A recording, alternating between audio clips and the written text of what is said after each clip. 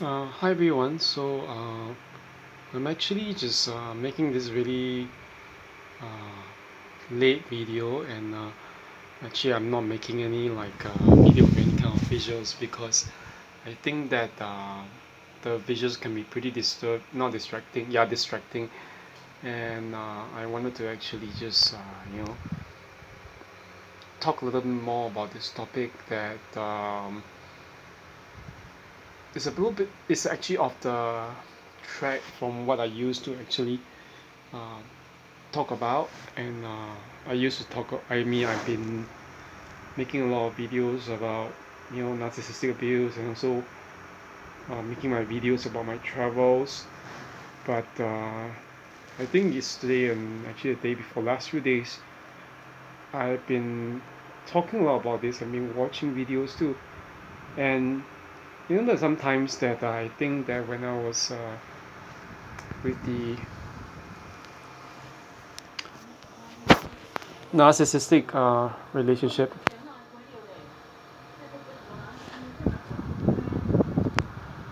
yeah, when I was in a narcissistic relationship, there are some experiences that I had that often get discounted, and these are things pertaining to the spiritual. So I think that it's good to actually just to talk a little bit about this, because I think that those are the experiences that actually have shaped my own personal spirituality. And I think that is actually also something that I think all of us we've actually come to realize, regardless of our own faith or spiritual traditions. So for those who are familiar, there's one particular section in William Shakespeare's Hamlet, where Hamlet actually, right after he comes back from Norway, I think Norway, yeah, Norway, from studies in philosophy, and he returns to Denmark to the really dull and pessimistic news of his father, the late King Hamlet's death, and his mother Gertrude having remarried, not to anyone but just specifically his uncle, yeah, his uncle, who is now King Claudius. So can you imagine that particular um, trauma? Okay, is considered like a form of PTSD, yeah, post-traumatic stress disorder, that would have affected him. And in one particular scene, he actually uh, read. He doesn't really rant. He talks in a soliloquy. The very famous soliloquy, to be or not to be. That is the question. Whether this nobler to suffer the slings of and arrows of outrageous fortune, or to quit them. And then later on, a few verses down, he says, "Yet the," and he talks about shuffling of a mortal coil, which is the body. And then he says this, "Yet the undiscovered country from whose uh, born, BOURN, no traveller returns, must give us leave to pause." So a lot of people, like scholars, they talk a lot about this thing being a sign of his own existential struggle, and Hamlet has often been actually associated with that. But I think a lot of people don't realize this about Hamlet, that this particular soliloquy actually was a confession of his wish to uh, basically end his own life. Yeah, he wanted to do it, or he was contemplating it, but at the same time, all these different things like the apparitions of his father and his need to take revenge, and all this, leads to him putting an end or stopping this morbid thoughts of quitting it with life. So okay, why am I talking about this? I'm talking about this because I wanted to actually talk a little bit more about the the other world, those experiences that I actually had. I mean, I'm not saying that I had a near-death experience, but I was talking about some things that the things about death, passing that actually happened in the case of my late grandmother, my maternal grandmother, and even all my friends, okay, whom I think you all might have heard before in a relatively earlier video. I think the year before last year. That was last year, yeah. This friend Cheryl, who passed away from brain cancer. So I mean, I always believe that somehow, the thing is that our time is very often written, and we can't really just like, I mean, yes, there are things that we can do to prolong our lives, but sometimes when the time is up, the time is up. So I feel that deep down inside that, yet that when it comes to all this, the other world, the experiences that we have must give us leave to actually believe that there's more to it than just living this life. And we don't just like live life in terms of like going through the motions. I think this is not what we are meant to do, to go through the motions in life. And I think it makes sense because in 2014, not 2014, 20, actually it's 2015, yeah.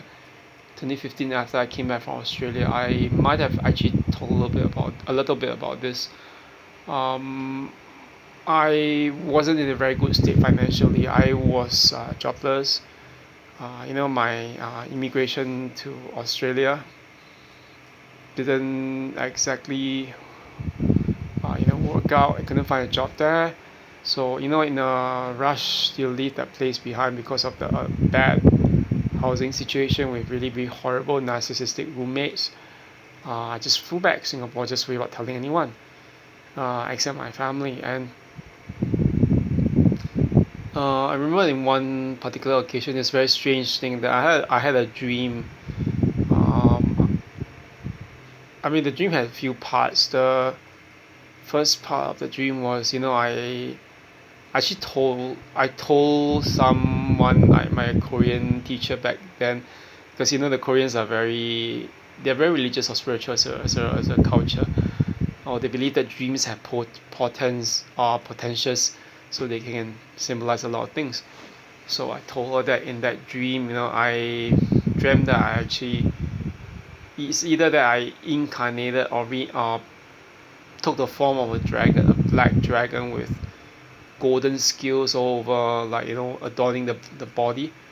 And or that I was riding one such thing, and then I rose into the sky, ascended into the skies, and up there in the skies, I had a vision of heaven in that dream. It was very beautiful. Um, there was like a sphere, something like a sun right in the middle. But it's not a real physical actual sun, but it was a sun right at the center, adorned by a major ring, like so you would think of Saturn, but and then but yet on top of that, from one end of that one ring to the next, there are all these rings of fire that were jumping from one end to the next. And then it's very beautiful vision, but it's not something I think I will be able to draw out, considering my own very limited ways of using art, yeah. But right at the peak, I think I heard a voice, and the voice was like a booming voice that reminds me of you probably think that it's something like the voice of God. Yeah, I told my friend this, and he was like, wow, it's like you had a vision of heaven, yes, or something that seemed so beautiful, yes. But it was at that moment, I think later on I descended in that dream. The dream was about me seeing something like on a road.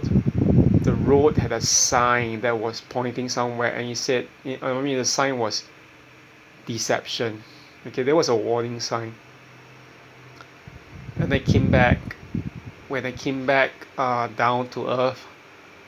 I mean, as a human, I was back in my elementary school or primary school uh, canteen. Yeah, so I don't really know how to break down the meaning of that particular dream, but it does seem to um, point to the whole thing about a loss of this vision. And you all know that actually I met the narcissist later on, months later, and it's sort of like a very devastating thing.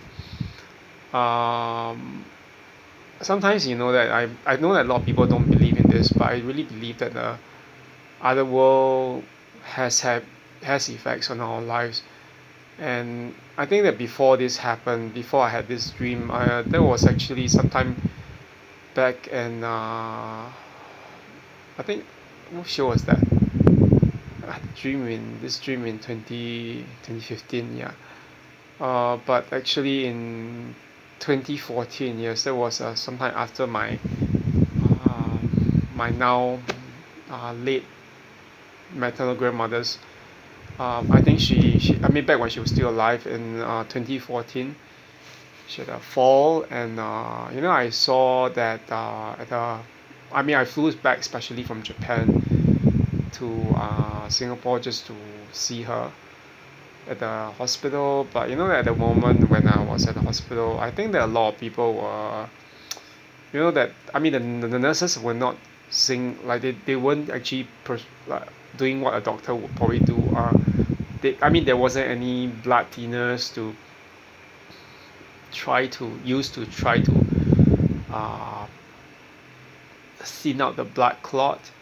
So to me I thought it was like, why is she lying on the bed like sleeping, and then sometimes she doesn't seem to respond much to most of what we are saying. So there was also the sense that my from what my aunt told me, probably the blood clot was moving around affecting some of the cognitive abilities that my grandmother used to have, so that she didn't seem to be like functioning properly, but her memories were stuck in some moments like the past when she was still like like a mother. I mean she was a young mother actually to her kids, being my mother and my aunts, and she was talking about cooking when it wasn't like that. Yeah, so I mean I'm not a neurologist, but there was this kind of thing that went at the point in in the hospital bed when I was just right after an aftermath of a breakdown, because I was crying, and then I was just very upset. And the nurse, who was an Indian Muslim, told me, that you have to believe that sometimes these kind of things happen, that it's all predestined. I mean, in my deepest heart, I don't believe it. Yeah, you all know that I do not believe in predestination or determinism. Um, I do not believe in it. Yeah, the whole thing that is taught in Islam, that is even believed in Calvinist Christianity, uh, and that was the very thing that led me to deconvert and to subsequently change to become a Orthodox Christian. So there's this whole feeling that I know that somehow when I was praying, I saw at the sickbed that there were two men in white. Okay, um, one of them actually, I mean, they're looking over her bed, and one of them took a pitcher, yeah, a jug or pitcher, and as he lowered the pitcher or the jug, there seems to be like a drop of some fluid or water that landed on her lips, uh, and these two men then disappeared. And at the moment I heard a voice, I will pour the balm of Gilead on her. I didn't really realize actually what it meant. I mean, back then I thought it was just I was praying.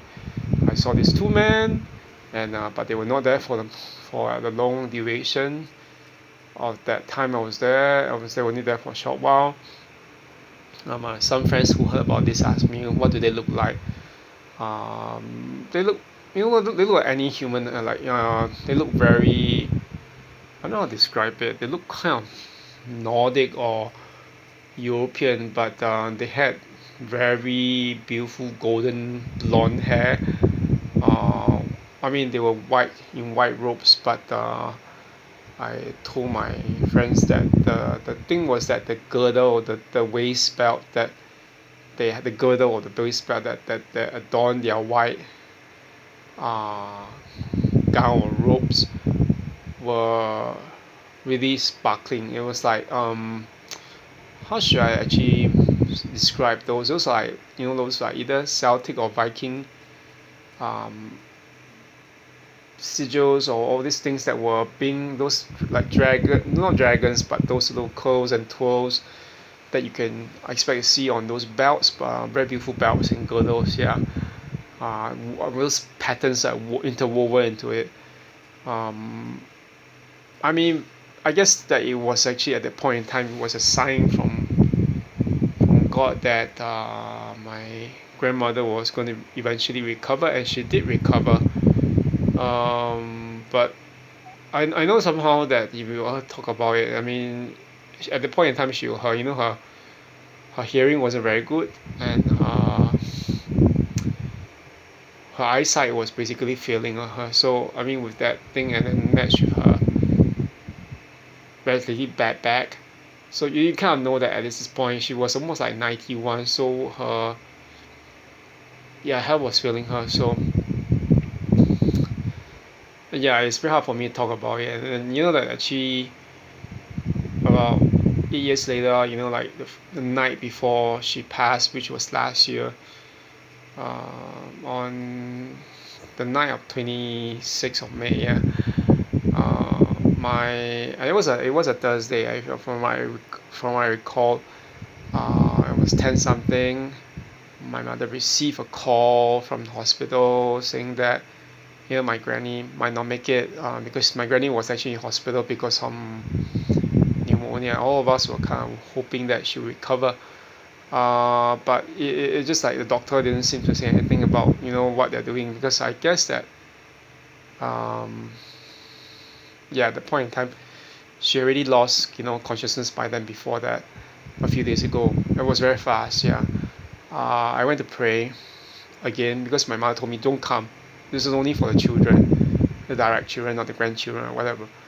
I told my sisters, but I went to pray. I said I really wanted my granny to recover.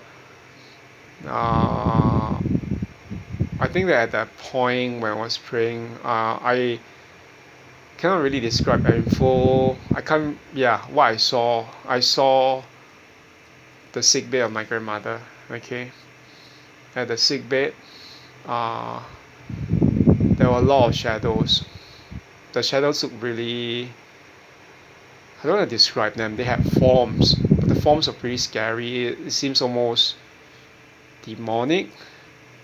And I think it was at that point while I was praying, I saw that there were three men in white, but in white again. Okay, two of them stood at each side, the left and the right of the sick bed, and as they stood there looking over her, they had white wings outspread, to cover over the bed, as if to protect her from the shadows. Yeah, these two men, they really radiated light, very beautiful light, and at the feet of the bed, yeah, basically where her feet were, near her feet, just be at the head of the bed. Um, that third man who didn't have any wings outspread was standing there, but right at the top of his forehead, something like another eye, a third eye open. And it was at that opening of that third eye. It wasn't so scary because the man looked like any one of us except for that one third eye that was on his head. moment that eye opened, all that those shadows ran away or disappeared in fear. So I actually thought that at one point in time that uh, my granny was going to recover, because at the point that I finished praying, I saw that all of a sudden the door opened. My mother came in, and I thought, oh, I asked my mom what happened.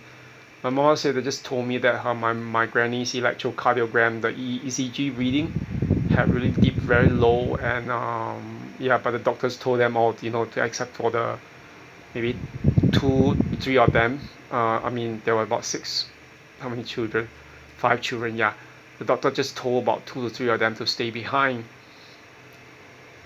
till the final moment. So I mean, my mom didn't know what happened, but I mean, my mom was just telling me, it's not as if your granny is sick, just sick. She's dying. Uh, yeah, and so it's very very hard for me to just digest it. So this whole thing about it, I know that I'm still going to like, I'll make another video about this concerning what happened with my friend Cheryl. But I know that this thing with my granny has become quite very major part of my own spiritual journey towards orthodoxy, because I can't, honestly come to face that, it's like what I grew up with as in the Bible Presbyterian Church, the Calvinists, that the whole belief that everyone, if you're not really elected, that you're going to go to hell simply because God didn't choose you. I mean, what in all honesty can such a God even exist? That's not God. That's actually like Satan or the devil. And I mean, taking a few Bible verses out of context or whatever, or in different contexts, just to say that, oh, you know what, uh, God will choose who He wants to choose, and then the rest we just go to hell for all He cares. It doesn't seem to really reflect the love of God in any way. It seems to be more capricious and fickle-mindedness or whatever. Yeah, and but to go to what I really want to say, I mean, this whole things like the signs that I saw, I told a lot of people about this, and my friends asked me, some friends don't want to see what I have seen, but I remember them a lot, and I talk about them because I know that the other world is real, as within, so without. Some people will say, as above, so below. Okay, that means what happens in the spiritual realm will ultimately reflect in our physical world. This is something that just take back from the whole thing. Yeah. Anyway, this is like the recording is going to end in a few more minutes. It's a limit. Yeah. So I just want to actually just say, yeah, don't really ever downplay or minimize the spiritual in terms of what, you know, who God is, the role that the spiritual is always playing in your life. I Yeah, I think as a Christian, that's all I can say. So it's very interesting. Yeah, today I actually, I was at the country club tutoring a student, and then it was so funny. It was I saw someone who was dressed in a Catholic monk's habit, yeah, with a scapular, and he walked past me together with someone else, a lady, and then I just turned back just when they almost walked off. They say, oh, what order is this habit from? The man just talked to me, the priest, yeah, the priest or the monk, and he said, oh, I'm actually from the Carmelite order, the order that that is from obviously from Mount Carmel, that was devoted to devotion, to meditation and contemplation. And he just told me about how this brown scapular, or the robe or habit that he wears, is very similar to the Franciscan order's habit, except that the Franciscans wear a white girdle around it, to to distinguish themselves. Then he asked me, so are you Catholic? I said, no, no, I'm actually Orthodox, or at least I'm actually converting to Orthodoxy. So, and he didn't hear it initially, but he heard it from the lady who heard it, and then she told it to him, and then he said, oh, he patted me on my shoulder, just said, God bless you, and walked away. There's something that I can say. Some things don't really happen out of coincidence, but it was the first time I actually saw a Catholic monk. So yeah, it's interesting. Yeah. So but anyway, yeah, I hope that everyone takes away something from what I saw and those dreams and visions I had. Those are things that I don't always see, but I think those are signs that from God that the world is real. I mean, the world beyond the other world is real. Okay, so anyway, that's it for now. I'll just leave everyone to rest and all. Okay, have a good night. Okay, bye bye.